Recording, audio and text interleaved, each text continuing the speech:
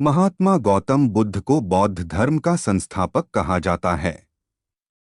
उन्होंने वर्षों बोध गया के बोधि वृक्ष के नीचे बैठकर तपस्या की और इसके बाद उन्हें दिव्य ज्ञान की प्राप्ति हुई। बुद्ध ने अपने विचारों और उपदेशों से पूरे संसार को शांति और अहिंसा का मार्ग दिखाया।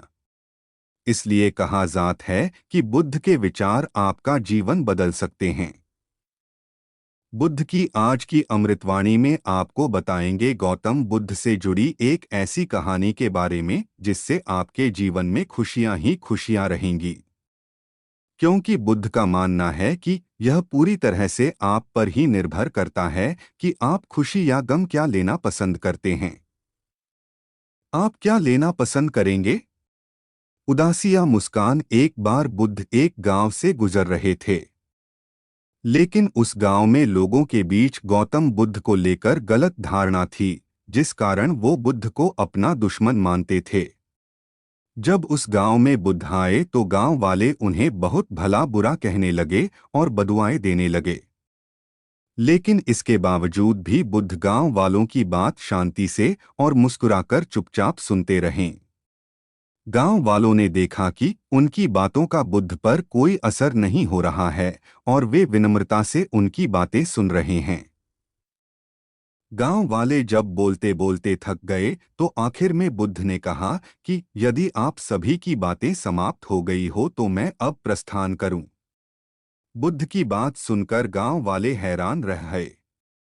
लेकिन उस भीड़ में एक व्यक्ति ने बुद्ध से कहा कि हमने तुम्हारी कोई प्रसन्नता नहीं की है, हम तुम्हें बदुआएं दे रहे हैं। क्या तुम्हें इससे कोई फर्क नहीं पड़ता? बुद्ध मुस्कुराते हुए बोले, जाओ, मैं आपकी गालियां या बद्दुओं को लेता ही नहीं। आपके द्वारा दी गई गालियों से भला मेरा क्या होगा? जब तक कि मैं आपकी गालियों को स्वीकार ही नहीं करता, इसका कोई परिणाम ही नहीं होगा। जानते हैं, कुछ दिन पहले एक व्यक्ति ने मुझे बहुत सारे उपहार दिए, लेकिन मैंने उसे लेने से मना कर दिया। जब मैं लूंगा ही नहीं तो कोई मुझे कैसे दे पाएगा? बुद्ध ने पूछा, बताइए, अगर मैंने उपहार नहीं लिया तो उपहार देने वाले व्यक्ति ने क्या किया होगा? भीड़ में से किसी ने कहा, व्यक्ति ने अपने उपहार को अपने पास रख लिया होगा।